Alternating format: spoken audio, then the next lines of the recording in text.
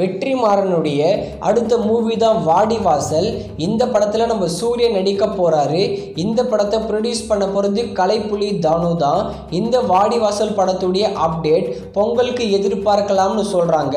மொத்தமாக 3 பார்ட்டாக எடுக்க பிளான் பண்ணியிருக்காங்களா. இந்த வாடிவாசல் படத்தை 3 பார்ட்டையும் ஒரே ஃப்ளட்ஜாக முடிக்க பிளான் பண்ணியிருக்காரு நம்ம வெற்றிமாறன்.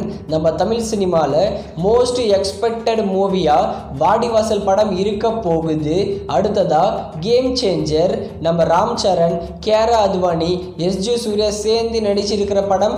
சங்கர் இந்த படத்தை டைரக்ஷன் பண்ணுறாரு. நியூ இயர் ஸ்பெஷலாக கேம் சேஞ்சர் படத்தோட ட்ரெய்லர் ரிலீஸ் பண்ண பிளான் பண்ணியிருக்காங்களாம். ஜனவரி 10ஆம் தேதி இந்த கேம் சேஞ்சர் படத்தை தியேட்டர்ஸில் ரிலீஸ் பண்ண போகிறாங்க.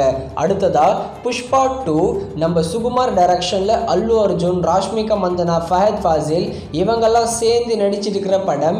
இந்த புஷ்பா 2 ரிலீஸ் ஆன 25 டேஸில் வேர்ல்டு வைடாக 1760 crore கலெக்ஷன் பண்ணியிருக்குன்னு அஃபிஷியலாகவே சொல்லியிருக்காங்க. ஹிந்தி சினிமாவில் மட்டுமே 770 crore மேலே கலெக்ஷன் பண்ணியிருக்கு புஷ்பா 2 படம்.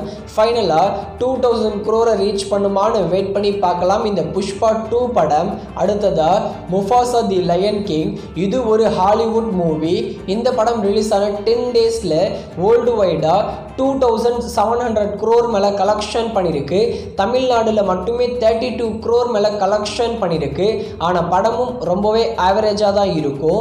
முஃபாசா தி லயன் கிங் படத்தோட ஓவர்சீஸ் டிஜிட்டல் ரைட்ஸை அமேசான் பிரைம், ஆப்பிள் டிவின்னு நிறைய ஓடிடி பிளாட்ஃபார்ம் வாங்கியிருக்காங்க. ஆனால் இந்தியாவில் டிஸ்னி ப்ளஸ் ஹாட்ஸ்டார் தான் வாங்க அதிகமான சான்சஸ் இருக்குது.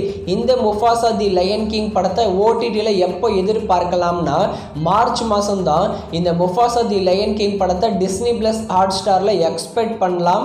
தமிழ், தெலுங்கு, மலையாளம், ஹிந்தி, கன்னடா, இங்கிலீஷ்னு எல்லா லாங்குவேஜ்லேயும். பாலாவுடைய அப்கமிங் மூவி தான் வணங்கான். அருண் விஜய் இந்த படத்தில் ஹீரோவாக நடிச்சிருக்காரு. இந்த படத்தை ஜனவரி 10ஆம் தேதி தியேட்டர்ஸில் ரிலீஸ் பண்ண போகிறோம்னு அஃபிஷியலாக சொல்லி ஒரு நியூ போஸ்டரும் இப்போ ரிலீஸ் பண்ணியிருக்காங்க.